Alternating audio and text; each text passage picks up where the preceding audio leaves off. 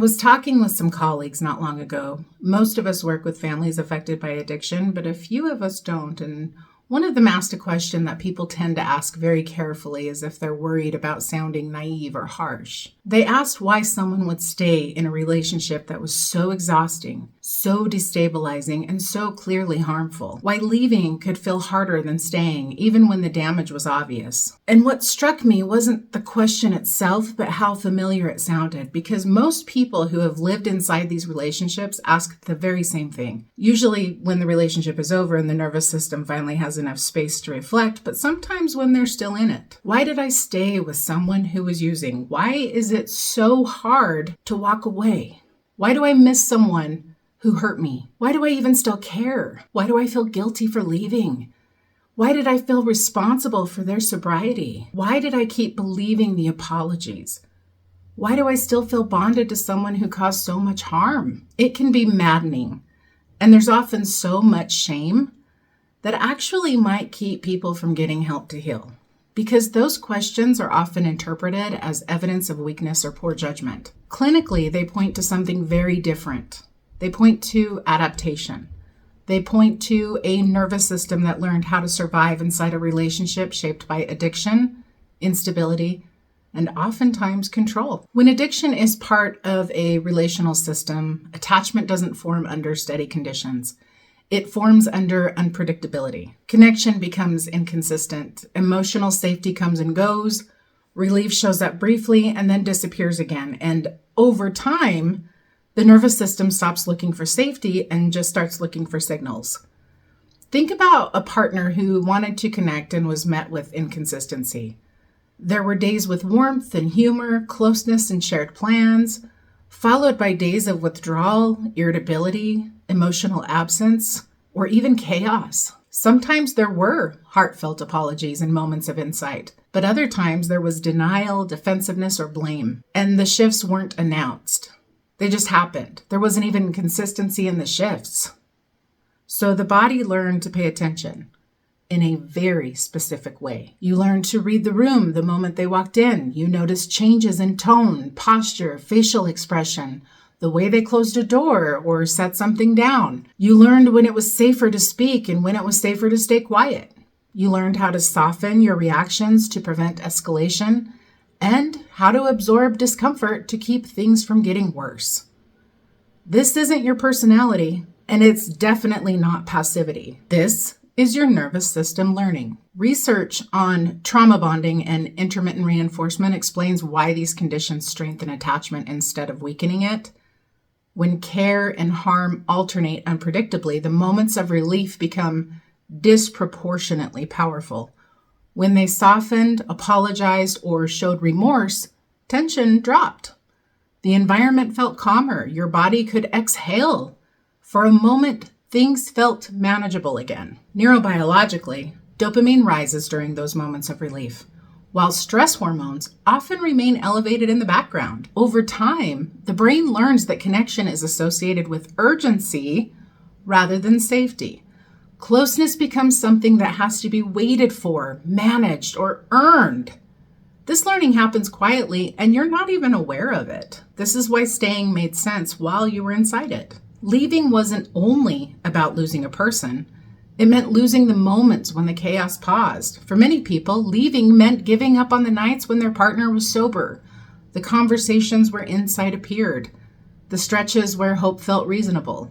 The nervous system learned that endurance sometimes led to relief, that if you stayed regulated long enough, the storm might pass. So, walking away felt like walking away from regulation itself, even when staying was painful and costly. This also helps explain why people miss their abuser after leaving. Missing them doesn't mean wanting the harm back. It means the nervous system misses the regulation that was attached to them. Think about the partner who felt calmer when their phone buzzed with an apology, or when their partner promised treatment, or when vulnerability showed up and it felt like something might finally change. The body relaxed in those moments, not because the relationship was healthy, but because threat temporarily decreased. Now, trauma research is very clear on this point. The body doesn't miss the abuse. It misses attachment. When attachment and threat are paired for long enough, they become linked. The nervous system doesn't long for danger, it longs for relief. Oh boy, then there's the guilt, which often follows leaving, especially when addiction was involved. Many partners gradually become emotional regulators in these relationships. You learn how to anticipate moods, manage reactions, and stabilize the emotional environment. Over time, this stops feeling like something you're doing and starts feeling like something you're responsible for. You weren't just in the relationship, you were actually holding it all together. So when you leave, guilt shows up because your nervous system learned that their stability depended on you. Your absence feels dangerous at a bodily level, but that responsibility was assigned within the whole system. It was never truly yours. No one can control another person's sobriety, no matter how much you sacrifice. Feeling responsible didn't mean you failed. It meant you were conditioned. And apologies?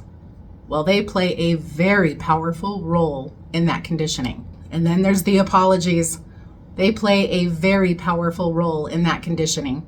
People ask all the time why they believed them. Some of those apologies were actually emotionally sincere in the moment. The issue wasn't believing the words. The issue was being asked to trust remorse without sustained behavioral change.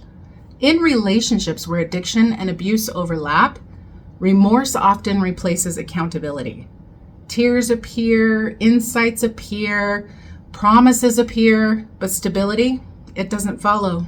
The nervous system learns to treat remorse as safety because it reduces threat temporarily. Arguments pause, tension drops, hope returns. Over time, that bond actually deepens. Are you noticing a trend here? Most of how we act in these relationships is to reduce threat and reactivity. It's all about surviving. I know what you're going to say, but this isn't codependency. It's survival attachment. Attachment systems intensify when leaving feels unsafe. That pattern is well documented across trauma and attachment research. The bond formed because your system was trying to keep you alive in an unpredictable environment. Healing begins with understanding this, and when people understand the mechanics, they stop interrogating their character and start recognizing what their nervous system learned. And that shift alone can actually bring a lot of relief. Then there's the grief that emerges. Not only grief for the person, but grief for who you had to become to survive the relationship.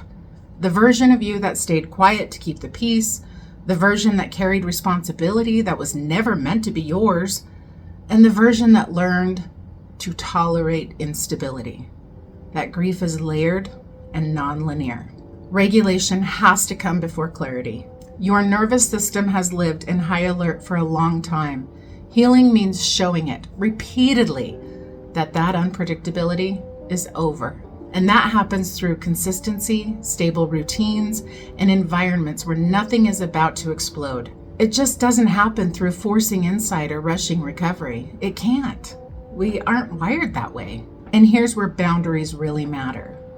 Because boundaries are your internal decisions about what you're going to expose yourself to, what you're going to engage with, and what you're actually going to step away from. Sometimes that does mean distance. Sometimes it means no longer responding to apologies without change. Sometimes it means releasing the role you were trained to play. Trust in yourself returns gradually. It comes back when you notice your instincts working again, when you recognize a red flag early, when you say no and nothing collapses, when you rest without having to earn it. Each of those moments restores internal authority. Healing accelerates when you are witnessed by people who understand addiction and abuse together. People who don't ask, "Why did you stay?" People who don't rush your healing timeline. Accurate reflection helps the nervous system recalibrate to reality. So in short, you stayed because leaving felt unsafe. You cared because attachment was activated. You hoped because hope helped you endure. Healing doesn't erase those parts of you. It allows them to stand down. Over time, with support and repetition, the body learns something new. Connection doesn't have to hurt. Care doesn't require sacrifice. And safety doesn't come in brief windows anymore. It stays.